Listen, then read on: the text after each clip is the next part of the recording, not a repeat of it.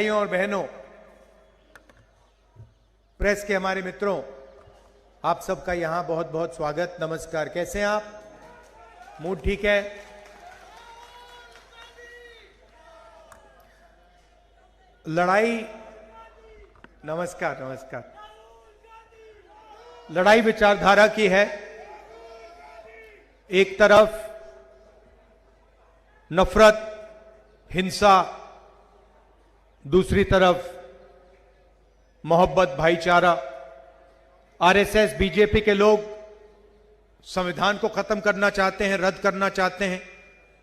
अंबेडकर जी का संविधान, गांधी जी का संविधान हिंदुस्तान के हर नागरिक का, हर धर्म का, हर जात का, हर भाषा का संविधान, इसको ये खत्म करना चाहते हैं, रद्द करना चाहते हैं।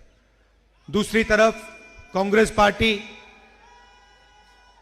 जिसने आपके साथ मिलकर यह संविधान बनाया था।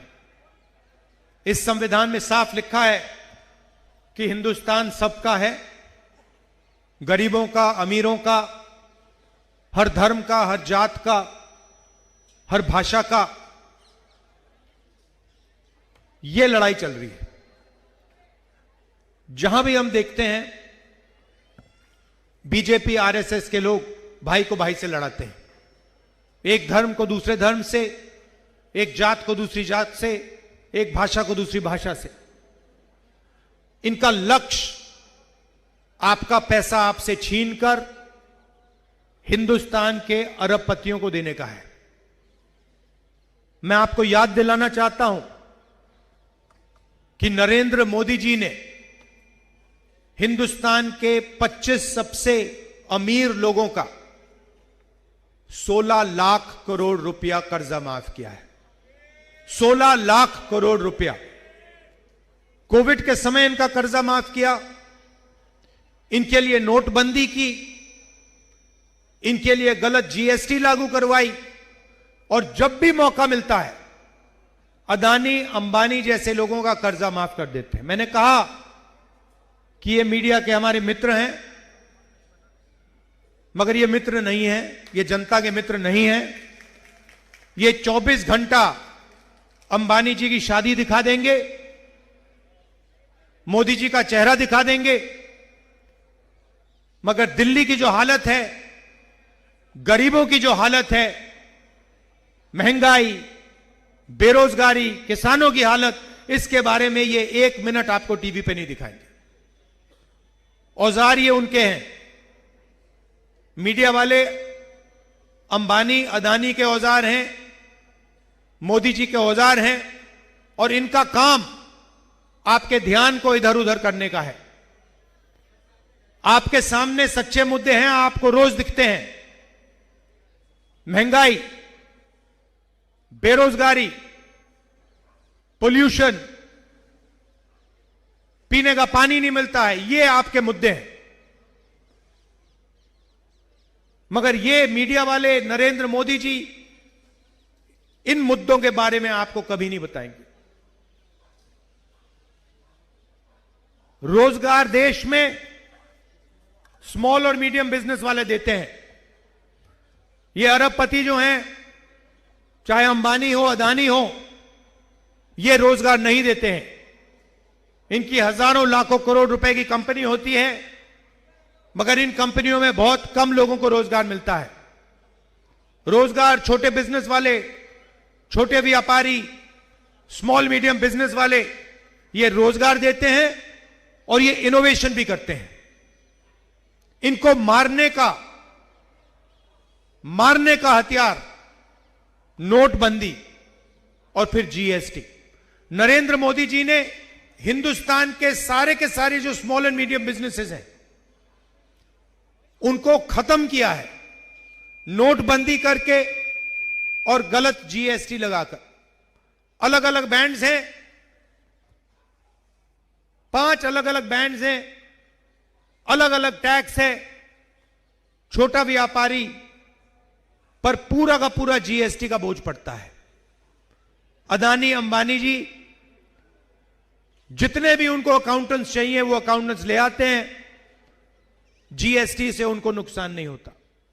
छोटे व्यापारी खत्म होते हैं। और नतीजा क्या आया है?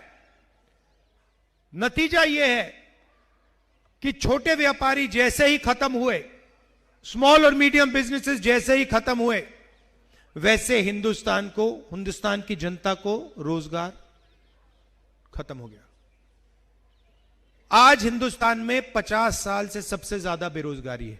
मीडिया में आपको बताएंगे नहीं, मगर आपको दिख रहा है। आपके बच्चे इंजीनियरिंग पढ़ते हैं, मेडिकल पढ़ते हैं, आपका पैसा जाता है।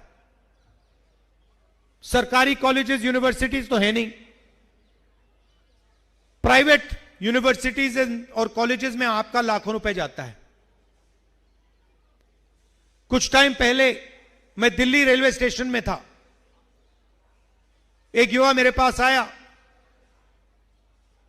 लाल शर्ट पहनी हुई थी, कुली का काम कर रहा था। मैंने पूछा, क्या पढ़े हो तुम? मुझे कहता है, राहुल जी आप यकीन नहीं करोगे, मैं सिविल इंजीनियर हूं। लाखों रुपए मेरे पिता ने मेरी शिक्षा के लिए दिए प्राइवेट यूनिवर्सिटी में, मैं सिविल इंजीनियर बना। और सच्चाई यह है कि मेरे सारे के सारे सपने खत्म हो गए, मैं कुली का काम कर रहा हूं। वो अकेला नहीं है। हिंदुस्तान में लाखों युवा हैं, करोड़ों में भी हो सकते हैं, जिन्होंने यूनिवर्सिटी डिग्री ली है। आपके बच्चे हैं, यूनिवर्सिटी डिग्री ली है, कॉलेज में ग्रेजुएशन किया है, लॉयर की डिग्री है, मगर बेरोजगार घूम रहे हैं, मजदूरी तक कर रहे हैं। यह हिंदुस्तान की रियलिटी है, सच्चाई है। और इसका कारण है कि नरेंद्र मोदी जी ने 20-25 अरबपतियों को हिंदुस्तान का पूरा धन पकड़ा दिया है। आप अगर बैंक लोन लेने जाओ, आपको बैंक लोन नहीं मिलेगा, बैंक से बाहर कर देंगे आपको। मगर अदानी, अंबानी लाखों करोड़ रुपए के बैंक लोन ले सकते हैं, 1 सेकंड में ले सकते हैं। और अगर वो बैंक लोन वापस नहीं देते हैं तो उनका बैंक लोन माफ हो जाता है। ये सच्चाई है। तो हो क्या रहा है? आप जीएसटी देते हो, जितनी जीएसटी आप देते हो, मान लो आपने शर्ट खरीदी, जितनी जीएसटी आप देते हो उतनी ही जीएसटी अदानी देता है। अगर वो वही शर्ट अदानी खरीदे, उतनी ही जीएसटी अदानी देगा। उसकी आमदनी लाखों करोड़ रुपए, आपकी आमदनी हजारों में, मगर जितनी जीएसटी वो देता है उतनी आप देते हो। आज बजट पास हुआ, पेश हुआ, उसमें आप देखिए बजट का पूरा का पूरा लक्ष्य 25 लोगों को फायदा पहुंचाने का। आपको थोड़ा सा दे देंगे, कह देंगे भैया ये लो, थोड़ा सा टैक्स माफ कर लेंगे। मगर अगर आप बजट का लक्ष्य देखेंगे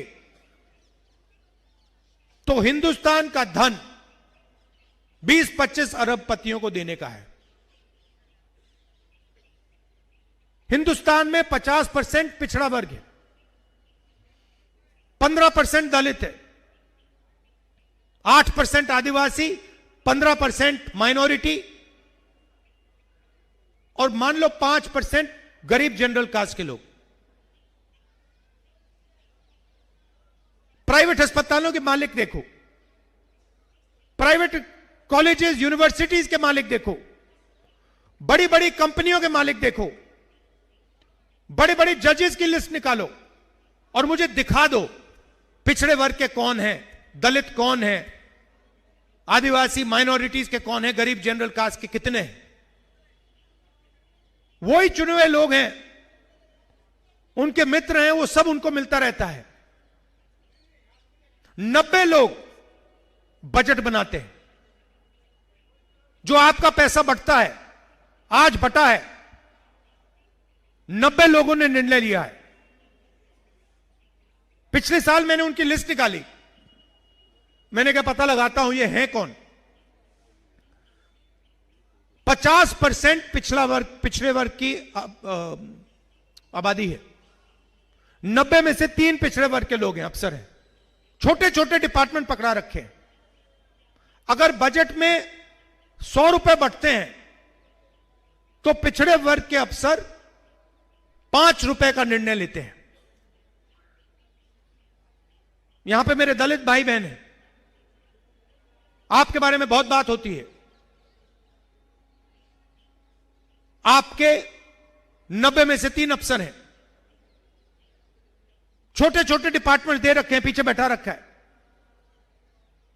अगर कुछ उल्टा सीधा बोलते हैं, एसीआर में करियर खत्म करा जाता है।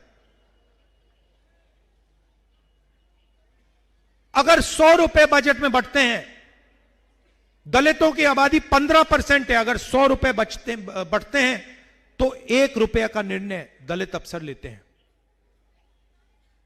आदिवासी 8% हैं, 100 रुपए में से 10 पैसे का निर्णय वो लेते हैं। तो सब मिलाकर दलित, आदिवासी, पिछड़ा वर्ग, अगर आप सबको मिला लो, 100 रुपए में से 6 रुपए 10 पैसे का निर्णय आप लोग लेते हो, और पैसा आप दे रहे हो। जीएसटी दे कौन रहा है? गरीब, जनरल कास्ट के लोग, पिछड़ा वर्ग, दलित, आदिवासी, माइनॉरिटी, यही तो दे रहे हैं। अदानी थोड़ी दे रहा है जीएसटी, अंबानी थोड़ी दे रहा है, आप लोग दे रहे हो। और फिर आप देखते हो कि भाई हमने जीएसटी दी, बजट में हमें पैसा नहीं मिला, बैंक से हम पैसा नहीं ले सकते, रोजगार नहीं मिलता, छोटे व्यापारियों को खत्म कर दिया, और फिर ध्यान भटकाने का काम शुरू हो जाता है। कभी अमिताभ बच्चन दिखाएंगे, डांस गाना दिखाएंगे, क्रिकेट दिखाएंगे।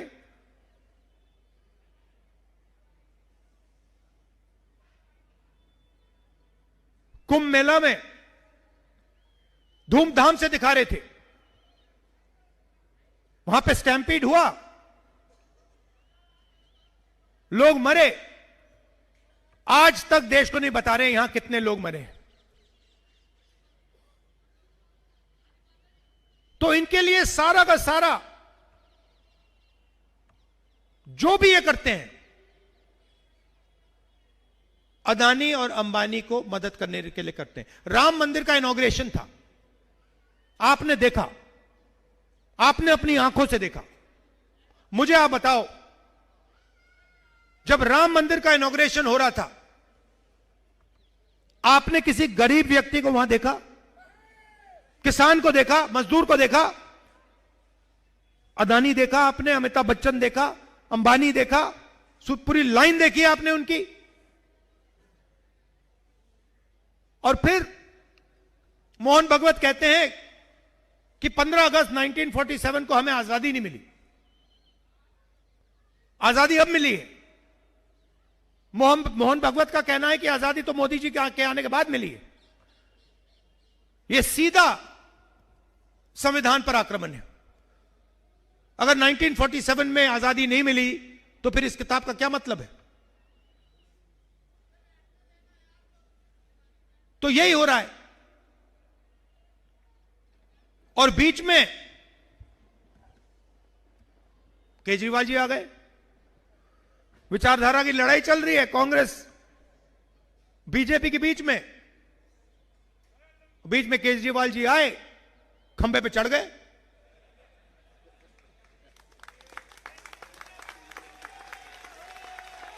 खंबे पे। अच्छा, वो अब दूसरी बात है कि भैया 5 साल पहले खंबे पे चढ़े थे, अब धड़ाक से ऊपर से नीचे गिर गए, वो अलग बात है। उन्होंने कहा था, देखो मैं खंबे पे चढ़ता हूं, मैं नए तरीके की राजनीति लाऊंगा, मैं दिल्ली की राजनीति बदल दूंगा, भ्रष्टाचार मिटा दूंगा, यमुना को साफ कर दूंगा, पोल्यूशन हटा दूंगा, मोदी को माफ कर दूंगा। हुआ क्या? सबसे बड़ा भ्रष्टाचार, शराब का स्कैम किया सिसोदिया जी और केजरीवाल जी ने, सबके सामने।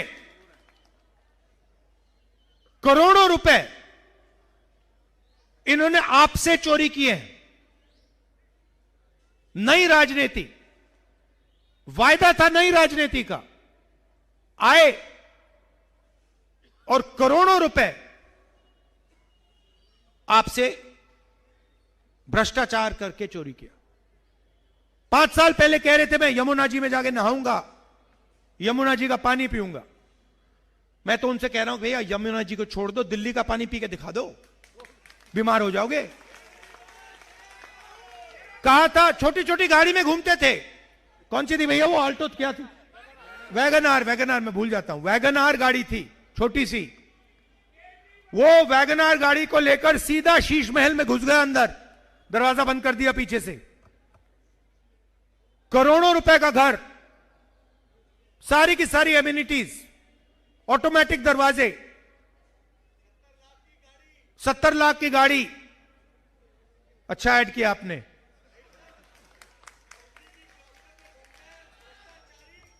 अच्छा फिर उन्होंने अपनी टीम की लिस्ट दिखाई, नाम पढ़ लेता हूं मैं।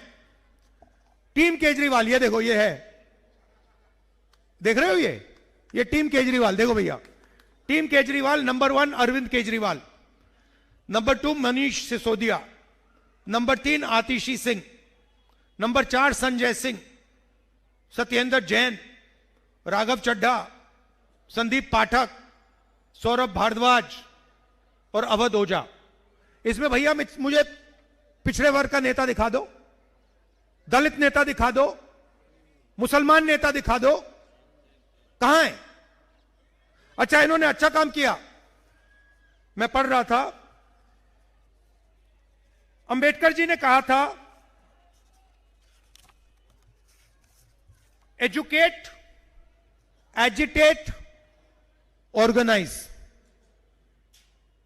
आपने मूर्ति देखी होगी अंबेडकर जी की, उनके हाथ में कॉन्स्टिट्यूशन, हाथ में किताब। उनका कहना था कि हिंदुस्तान के लिए सबसे जरूरी चीज शिक्षा है, और दलितों से उन्होंने कहा कि आपको शिक्षित होना चाहिए।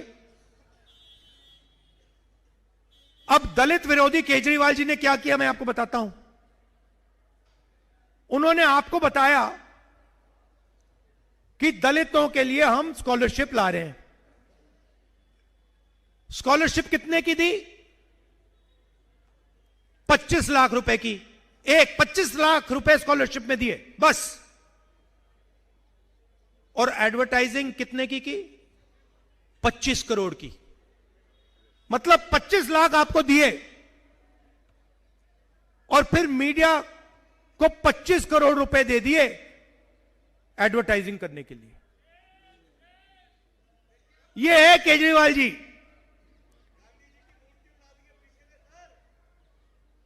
तो अब आप केजरीवाल जी को देखिए, मोदी जी को देखिए, जहां भी जाएंगे। मोदी जी ने कहा था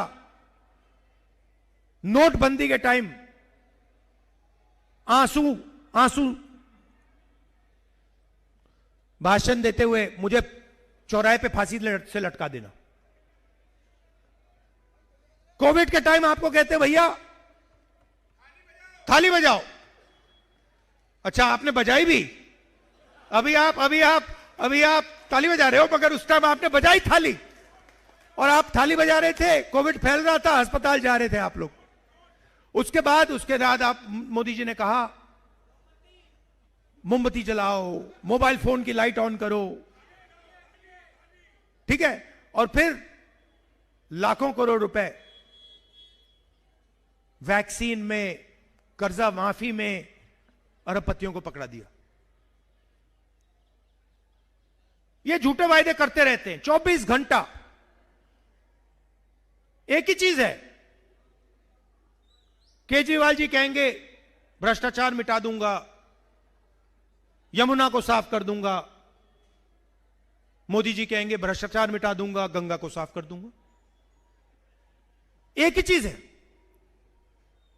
और काम करते हैं अरबपतियों के लिए। आप 20 साल के मेरे भाषण देख लो। 2004 से मैं राजनीति में हूं, मेरे 20 साल के आप भाषण देख लो, एक झूठा वायदा मुझे दिखा दो, एक। हमने कहा, कर्नाटक में कहा महिलाओं को फ्री में बस का टिकट मिलेगा, करा। कर्जा, किसानों का कर्जा माफ करा। मनरेगा करा। भोजन का अधिकार करा। आरटीआई करा। जो भी हम कहते हैं हम करके दिखाते हैं। मैं आपको कभी भी झूठ नहीं बोलने वाला हूं, क्योंकि मेरा आपके साथ 2 साल पुराना रिश्ता नहीं है। मेरा आपके साथ 20 साल भी नहीं है भैया। मेरे दादी, परदादा, पिताजी, इनका रिश्ता है आपके साथ। और मेरा ये बात समझिए, मेरा राजनीतिक रिश्ता नहीं है, मेरा मोहब्बत का रिश्ता है, प्यार का रिश्ता है आपसे। इसीलिए मैं हर मीटिंग में कहता हूं कि सबसे जरूरी काम नफरत के बाजार में मोहब्बत की दुकान खोलनी है। अभी मैं आया, मुझे यहां लोगों ने कहा लव यू, और मैंने भी कहा लव यू ब्रदर। तो मेरा कहना है, खुशी से राजनीति हो सकती है। यह मोहब्बत का देश है, यह नफरत का देश नहीं है। नफरत से नुकसान होता है, नफरत से प्रगति नहीं होती है, नफरत से बेरोजगारी बढ़ती है। तो इसीलिए हमारी विचारधारा की लड़ाई है। मोहब्बत की दुकान का काम हम करते हैं, करते रहेंगे, और जहां भी ये नफरत फैलाएंगे वहां आपको राहुल गांधी और कांग्रेस पार्टी दिखेगी, मोहब्बत की दुकान खोलेंगे। हमारे जो यहां पे जब दिल्ली में दंगा हुआ था, हिंसा हुई थी, मैं आपसे पूछना चाहता हूं, जब आपको जरूरत थी, जब आपके साथ हिंसा की जा रही थी, केजरीवाल जी आए थे? राहुल गांधी आया था? बस ये बात याद रखिए। हम 4000 किलोमीटर देश में नफरत को मिटाने के लिए, भाईचारे के लिए, कॉन्स्टिट्यूशन के लिए, संविधान के लिए हम कन्याकुमारी से कश्मीर चले हैं। 4000 किलोमीटर चले हैं, क्योंकि हम इस देश से मोहब्बत करते हैं, इस देश की जनता से मोहब्बत करते हैं, और हम कॉन्स्टिट्यूशन, संविधान की रक्षा करते हैं। आप सब आए, शाम का समय है, मैं आप सबका दिल से धन्यवाद करना चाहता हूं।